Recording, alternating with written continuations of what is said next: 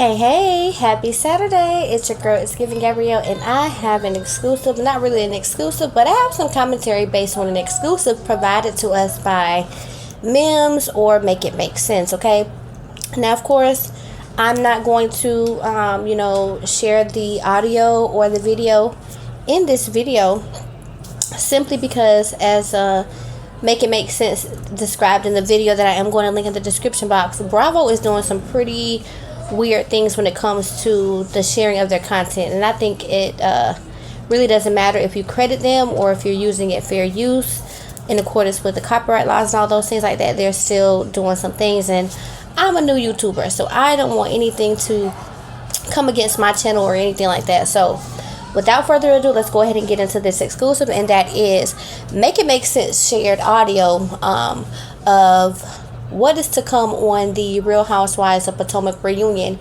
And guys, we're just gonna go ahead and talk about it because my interpretation is that you all are going to click on the link in the description box, check out the audio. I'm gonna try my very best to timestamp it so that you can get straight to the point that we're talking about today, which is Mia basically being, I don't want to use the word bullied, but she's basically, let's go ahead and scratch that. She's not being bullied. Mia Thornton is not being bullied in this audio or this clip or whatever you want to call it.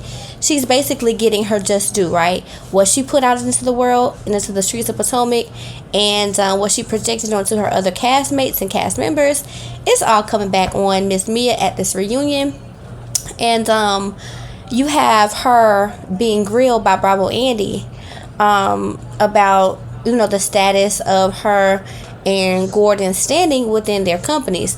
Now, if you all recall in my last video, I kind of shared a little bit of behind the scenes information with you all when it came to Jacqueline and her holding Mia's feet to the fire and basically questioning, her position within her companies and saying, hey, you may own these businesses, but you're not the CEO.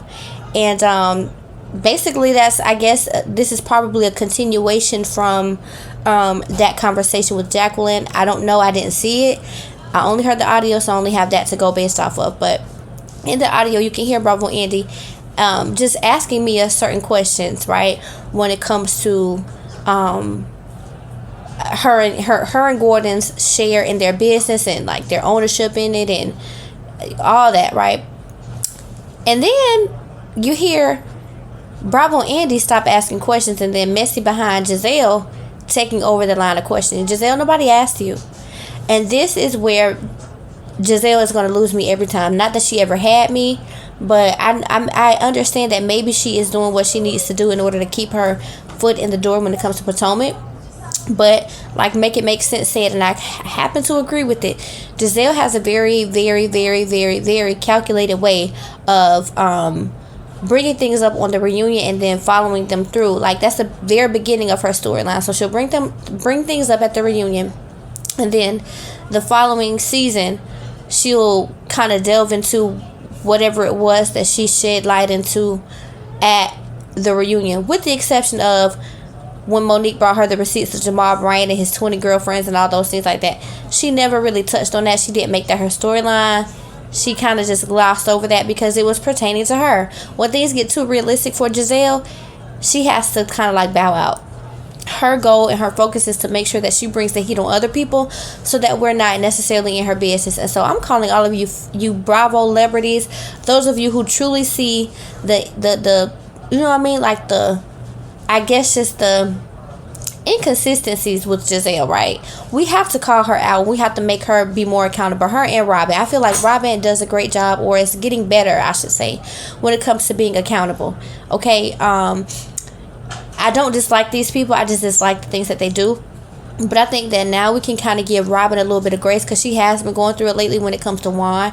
Regardless as to how we feel about her and their relationship, she has somebody that is standing by her, holding her down, right? Okay? That man said on national TV, okay, he will cuss everybody out about Robin. The mistress even said, yeah, he's doing what they're doing, or they're doing whatever they're doing for the fans, but he does still have respect for Robin. That's more than what I can say about Gizelle. Jamal Harrison Bryant did come on the show, but he came on there in bits and pieces. Like, we saw him at the boat. They had dinner on a boat with him and Gizelle's daughters. when they open up their restaurant. If it's not benefiting him or putting him in a positive light, he doesn't want to, have any parts of it. And can you really blame him? Because Gizelle is a hot ass mess. Let's just go ahead and call a thing a thing. She is a hot mess. She's mixy, she's messy, and that's just word to Quavo Takeoff, and also rest in peace Takeoff. But she's messy and mixy, both the two. She's definitely mixy messy. She's a mixed mess, a mixed match mess, I guess that's what you want to call it. She's a messy.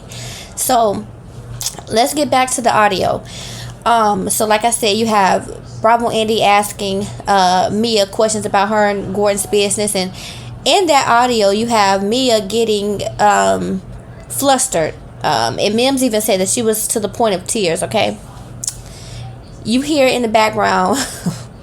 Now I'm all for Dr. Wendy Osefo getting her life, because if you recall back, Mia turned up. She assaulted this lady, physically assaulted this doctor, this woman of high esteem and great regard, on national television. So yeah, I mean, was it petty for Wendy to laugh? Okay, yeah, it may have been, but was she well within her right to do so? Absolutely.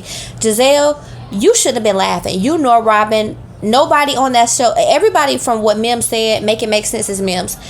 From what he reported, everybody on that cast was laughing at Mia, trying to explain herself, right?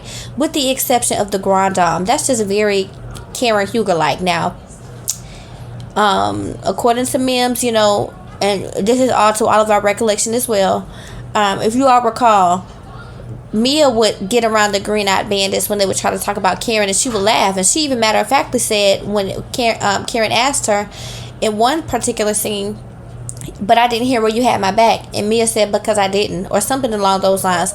So here it is, the Grand Dame rising to the occasion, right? She's not laughing at you because she understands that it's not funny, it's humiliating, and she understands it all well, all too well, I should say. She knows that Mia, you came on the show to make friends, to fit in different circles and things like that. And you ultimately played yourself.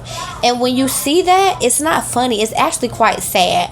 And then you have the true mean girls, the green-eyed bandits, Gizelle and Robin, sitting there laughing and kikiing and ha-ha. Like I said, I'm going to give Robin a pass, because she definitely went through her thing, right?